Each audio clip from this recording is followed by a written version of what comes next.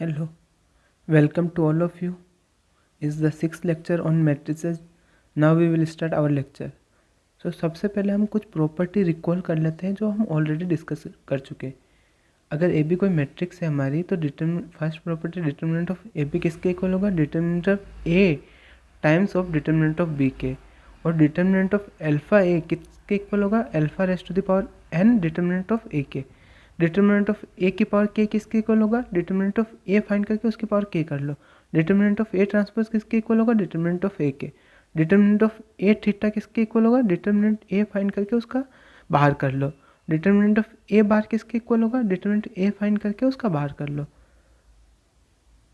Characteristic कैसे find करते हैं वो बता देता हूँ, क्योंकि आगे थोड़ा सा कैरेक्टरिस्टिक वर्ड यूज़ आ रहा है। तो अगर कोई मैट्रिक्स है हमारे पास, अगर हमारे पास कोई फील्ड है एफ, उसकी कैरेक्टरिस्टिक क्या है पता करनी है, तो हम उसके यूनिटी एलिमेंट को कोई ऐसा एक नेचुरल नंबर एग्जिस्ट कर जाए जिससे मल्टीप्लाई करने पे वो ज़ीरो दे दे। अगर कोई मेरी मैट्रिक्स, अगर मेरी कोई फील्ड है एफ, उसकी मुझे कैरेक्टरिस्टिक फाइंड करनी है, तो एक ऐसा नेचुरल नंबर एग्जिस्ट करे, स्मॉलेस्ट नेचुरल नंबर, जिसके लिए एन डॉट यूनिटी एलिमेंट करने पे क्या जाए, ज़ीरो। जैसे कि अगर मेरे पास अगर फील्ड है Z2, अगर मेरा फील्ड Z2 है, उसकी कैरेक्टरिस्टिक क्या होती है, 2। क्यों होती है कि Z2 के एलिमेंट किस टाइप के होते हैं, Z2 0 1, और एडिशन मॉड्यूलर 2, मल्टीप्लिकेशन मॉड्यूलर 2, और 2.1 करेंगे तो वो क्या आ रहा है 2, वो किसके इक्वल आ रहा है 0 के। तो यहाँ पे 1.1 करेंगे तो 1 नहीं आ रहा है, बट 2.1 कर रहे हैं और 2 आ रहा है, तो ओवर Z2 क्या होता है 0। तो इस वजह से यहाँ इसकी कैरेक्टरिस्टिक क्या होगी 2। Z2 की कैरेक्टरिस्टिक क्या होगी 2। इसी तरह Z3 की क्या होगी 3। एक रिजल्ट पढ़ते हैं अपन। अगर हमारे पास कोई मैट्रिक्स है A, उसका ऑर्डर n है, अगर मैट्रिक्स है उसका ऑर्डर n है और उसकी एंट्रीज कहाँ से, किसी फील्ड से, उस फील्ड की कैरेक्टरिस्टिक क्या हो, क्या ना हो, 2 के इक्वल नहीं हो। अगर कोई मेरी मैट्रिक्स है उसका ऑर्डर n है और उसकी एंट्रीज फील्ड से, और फील्ड की कैरेक्टरिस्टिक 2 नहीं है, और n क्या है, ऑड है, मतलब मैट्रिक्स का ऑर्डर ऑड गिवन है, तो A transpose equal to -A, then determinant of A equal to 0। यानी अगर स्क्यू सिमेट्रिक मैट्रिक्स है उसका डिटर्मिनेंट 0 कब होगा, जब उसका ऑर्डर ऑड हो और उसके फील्ड की कैरेक्टरिस्टिक 2 ना हो। ये चीज़ प्रूव करनी है अपन को, तो प्रूव करते हैं। हमारे पास क्या गिवन है, A transpose equal to -A, तो डिटर्मिनेंट ऑफ AT किसके इक्वल होगा, डिटर्मिनेंट ऑफ -A के। तो यहाँ से डिटर्मिनेंट ऑफ AT किसके इक्वल होगा, अपन ने पढ़ा है था कि डिटर्मिनेंट ऑफ अल्फा ए किसके इक्वल होता है, alpha raise to the power n determinant of A. तो यहीं पे यही प्रॉपर्टी यूज़ करेंगे, तो डिटर्मिनेंट ऑफ A ट्रांसपोज किसके इक्वल होगा, -1 raise to the power n determinant of A के। अब अगर हम n को ऑड लेते हैं तो डिटर्मिनेंट n ऑड हो गया, तो -1 raise to the power n क्या होगा, -1। तो यहाँ से क्या आएगा, नेक्स्ट स्टेप में determinant of A equal minus time of determinant of A, ये इधर जाएगा तो two twice of determinant of A equal to 0 हो जाएगा। और क्योंकि फील्ड की कैरेक्टरिस्टिक 2 नहीं है तो डिटर्मिनेंट A को क्या होना पड़ेगा, 0। अगर कैरेक्टरिस्टिक 2 हो गई तो डिटर्मिनेंट नॉन जीरो भी हो सकता है ऑड ऑर्डर के लिए। अब हम एक क्वेश्चन डिस्कस करते हैं। इफ़ ए मेरी कोई मैट्रिक्स है जिसका ऑर्डर 3 है और उसकी एंट्रीज कहाँ से आ रही है, फील्ड ऑफ रियल नंबर से, such that A is skew symmetric matrix, मेरी ए स्क्यू सिमेट्रिक मैट्रिक्स है ऑड ऑर्डर की, तो क्या ऐसी कोई मैट्रिक्स ए एग्जिस्ट करेगी जिसके लिए rank of A can be 1। यानी अगर मेरे पास कोई ऐसी एक मैट्रिक्स ए एग्जिस्ट करेगी जिसकी रैंक 1 हो सकती है, क्या ऐसी कोई मैट्रिक्स एग्जिस्ट करेगी जिसकी रैंक 2 हो सकती है, क्या ऐसी कोई मैट्रिक्स एग्जिस्ट कर सकती है जिसकी रैंक 3 हो, क्या ऐसी कोई मैट्रिक्स एग्जिस्ट करेगी जिसकी रैंक 0 हो। तो ये डिस्कस करते हैं अपन। तो सबसे फर्स्ट अपन ने जस्ट अभी ऊपर पढ़ा था कि कोई स्क्यू सिमेट्रिक मैट्रिक्स है और फील्ड की कैरेक्टरिस्टिक 2 नहीं है, तो उसका ऑर्डर क्या, डिटर्मिनेंट क्या होता है, ऑड ऑर्डर की मैट्रिक्स है तो उसका डिटर्मिनेंट क्या होता है, 0। तो यहाँ पे अपन ने क्या, अपने पास गिवन है skew symmetric matrix, odd order भी है, और फील्ड कैरेक्टरिस्टिक ऑफ आर क्या होती है, 0। तो इस वजह से क्या होगा, डिटर्मिनेंट ए का क्या होगा, 0।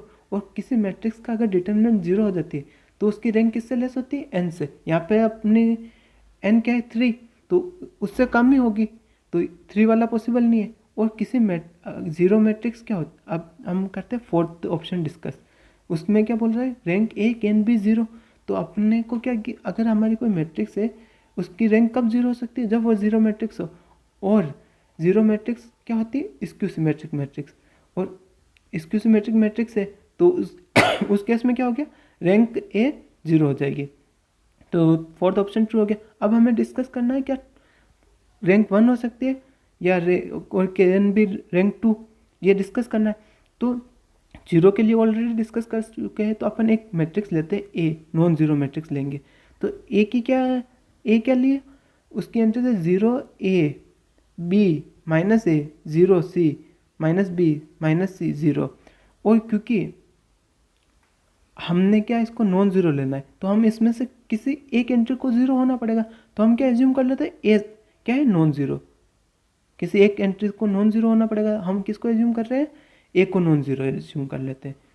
तो ए को नॉन ज़ीरो एज्यूम करने पे ए जो हमारी मैट्रिक्स है वो क्या आएगी, नॉन ज़ीरो मैट्रिक्स। तो अब हम क्या करते हैं, इसकी रैंक के बारे में बात करते हैं।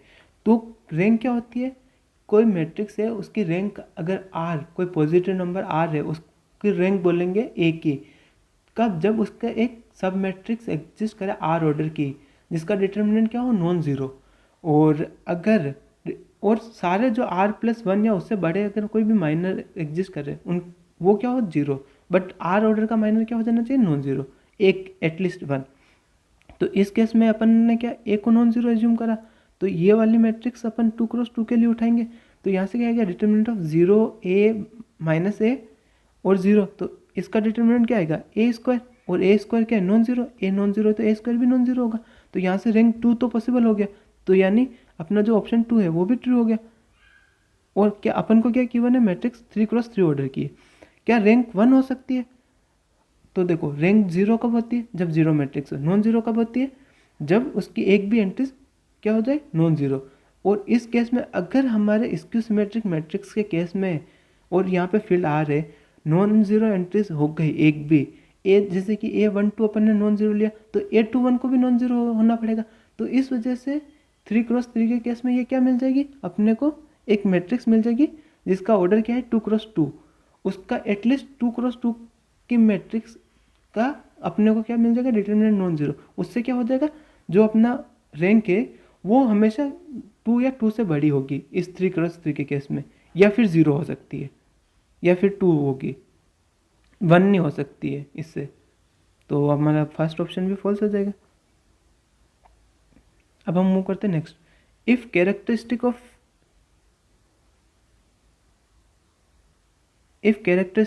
field equal to 2 then there exists A belongs to MNF such that A transpose equal to minus A but determinant of A not equal to 0। अपन को क्या ऐसी कोई मैट्रिक्स एग्जिस्ट करती है, जिस कोई फील्ड है कैरेक्टरिस्टिक 2 का, उसके ऊपर कोई ऐसी मैट्रिक्स एग्जिस्ट करती है जो स्क्यू सिमेट्रिक भी हो बट डिटरमिनेंट नॉन जीरो। हम क्या ले लेते हैं फील्ड को F इक्वल टू Z2। अगर हमारा field F equal to Z2 होगा तो -1 किसके इक्वल हो जाएगा, 1 के इक्वल। तो हम इस केस में क्या ले लेते हैं, आइडेंटिटी मैट्रिक्स लेते हैं। तो हम आइडेंटिटी मैट्रिक्स लेंगे तो माइनस करेंगे इसके आगे, तो आइडेंटिटी मैट्रिक्स का माइनस क्या होगा, -1 1 1 आएगा डायगोनल पे। बट Z2 में -1 किसके इक्वल होता है, 1 के। तो identity A transpose equal to identity equal to -i equal to -a हो जाएगा, क्योंकि Z2 के ऊपर ओवर है। तो यहाँ से क्या निष्कर्ष निकलता है, अपना जो ए ट्रांसपोज है वो किसके इक्वल होगा, आइडेंटिटी के। वो किसके इक्वल होगा, माइनस टाइम ऑफ आइडेंटिटी। वो किसके इक्वल होगा, माइनस टाइम ऑफ ए के। क्योंकि यहाँ पे आइडेंटिटी है तो वहाँ पर नेगेटिव नेगेटिव करेंगे, और Z2 में -1 किसके इक्वल होता है, 1 के। तो 1 वो ए सेम चीज़ हो गई, इक्वल हो गया। तो इससे ये इक्वल वाली कंडीशन आ गई, तो ये स्क्यू सिमेट्रिक मैट्रिक्स हो जाएगी। और स्क्यू सिमेट्रिक मैट्रिक्स है बट आइडेंटिटी मैट्रिक्स का डिटर्मिनेंट क्या होता है, नॉन जीरो। तो इस वजह से डिटर्मिनेंट ऑफ ए भी नॉन जीरो आ गया। तो इससे क्या निष्कर्ष निकला, डिटर्मिनेंट ए नॉन जीरो हो सकता है, बट किस केस में, कैरेक्टरिस्टिक ऑफ एफ क्या हो, 2 हो। हम नेक्स्ट मूव करते हैं। इफ ए इज ए क्या है, n क्रॉस n की मैट्रिक्स है और फील्ड उसकी एंट्रीज कहाँ से आ रही है, फील्ड से। उसको स्क्यू सिमेट्रिक कब बोलते हैं, स्क्यू सिमेट्रिक मैट्रिक्स है वो, और उसका ऑर्डर क्या दिया हुआ है, ओड। तो क्या डिटर्मिनेंट ए 0 होगा, ये ट्रू है या फॉल्स बताना। बट हम जब भी field F equal to Z2 ले लेंगे तो उस केस में आइडेंटिटी माइनस आइडेंटिटी इक्वल हो जाता है, तो वो स्क्यू सिमेट्रिक हुई, और उसका डिटर्मिनेंट क्या हो जाता है, नॉन जीरो। तो ये वाली कंडीशन फॉल्स हो जाएगी। नेक्स्ट मूव करते हैं हम various determinant of various matrices. यानी हम बहुत सारी मैट्रिसेस होगी जिसके डिटर्मिनेंट के बारे में डिस्कस करेंगे कि उसका डिटरमिनेंट क्या क्या पॉसिबल हो सकता है। सो स्टार्ट करते हैं। किसी मैट्रिक्स ए को आइडेम्पोटेंट मैट्रिक्स कब कहते हैं? जब ए स्क्वायर इक्वल टू ए हो जाए। अगर हम मेरी कोई मैट्रिक्स है ए, उसको आइडेम्पोटेंट मैट्रिक्स बोलेंगे जब ए स्क्वायर इक्वल टू ए हो जाए। और उसका डिटरमिनेंट के बारे में डिस्कस करना है तो अपन क्या करेंगे, उसके दोनों साइड डिटरमिनेंट अप्लाई कर देंगे। तो determinant of A square equal to determinant of A हो जाएगा।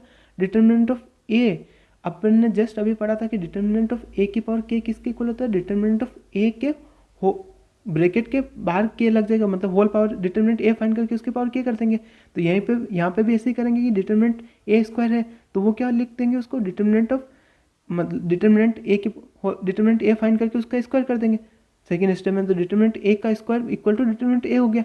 और अगर हमारे पास कोई इक्वेशन है X square equal to X, तो एक्स स्क्वायर माइनस एक्स करेंगे 0, यहाँ से एक्स की वैल्यू क्या आएगी 0 और 1, या तो 0 होगी या 1। तो उसी टाइप से यहाँ पे डिटरमिनेंट ए क्या होगा, या तो 0 होगा या 1।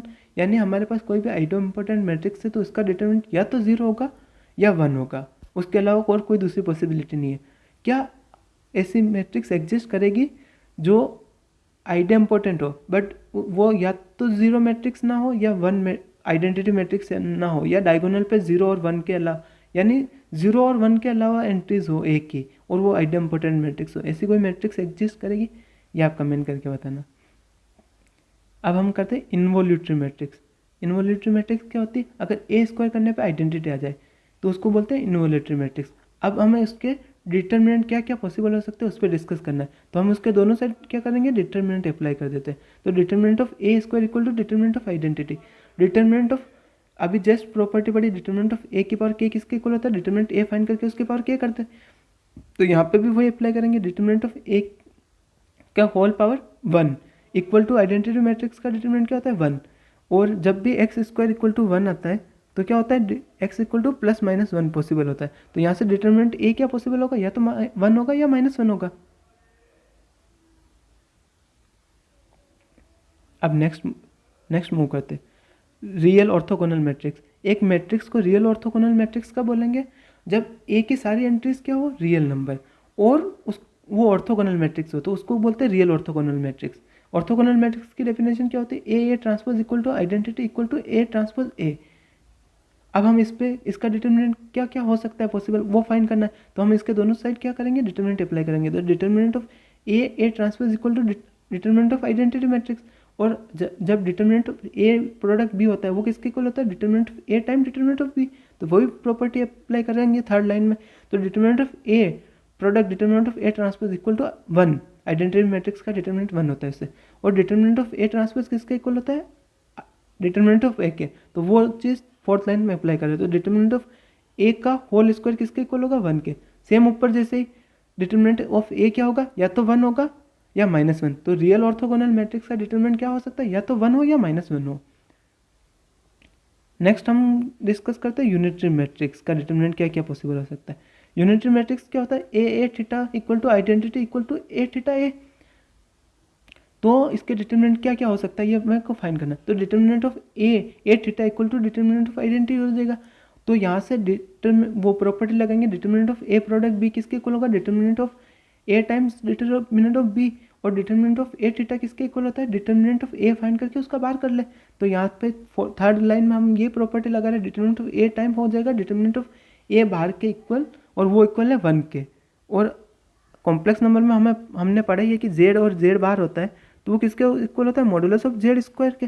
तो फोर्थ लाइन में यही प्रॉपर्टी यूज़ करें, modulus of determinant of A का स्क्वायर इक्वल टू 1। और अगर मेरे पास किसी क्वांटिटी का मॉडुलस लग रहा है तो वो एक पॉजिटिव क्वांटिटी देगा।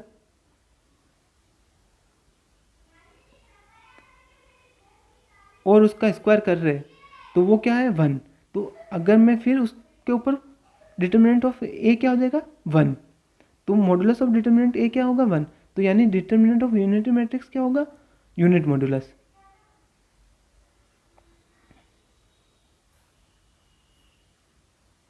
अब हम करते हैं हर्मिशन मैट्रिक्स का डिटरमिनेंट क्या होगा। अगर एक मैट्रिक्स को हर्मिशन और सेल्फ एडजॉइंट मैट्रिक्स कब बोलते हैं, जब ए थीटा इक्वल टू ए हो।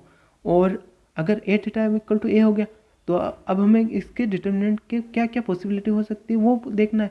तो determinant of A theta equal to determinant of A होगा, और डिटर्मिनेंट ऑफ ए थीटा किसके इक्वल होता है, डिटर्मिनेंट ए फाइंड करके उसका बाहर कर दो, उसके इक्वल होता है। तो वही चीज़ अप्लाई कर देंगे, determinant of A bar equal to determinant of A, और Z bar equal to Z होता है, तो जेड क्या होता है, रियल नंबर, तो वही यूज़ करते। तो यहाँ से डिटर्मिनेंट क्या होगा, ए रियल नंबर, यानी अगर कोई मैट्रिक्स हर्मिशन है तो उसका डिटर्मिनेंट क्या होता है, रियल ही होता है हमेशा।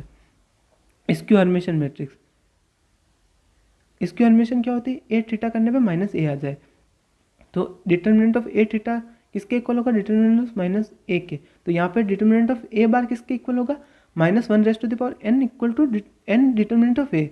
और यहाँ पे अपन दो केस डिस्कस करेंगे, जब इवन हो जाए, जब ओड हो जाए।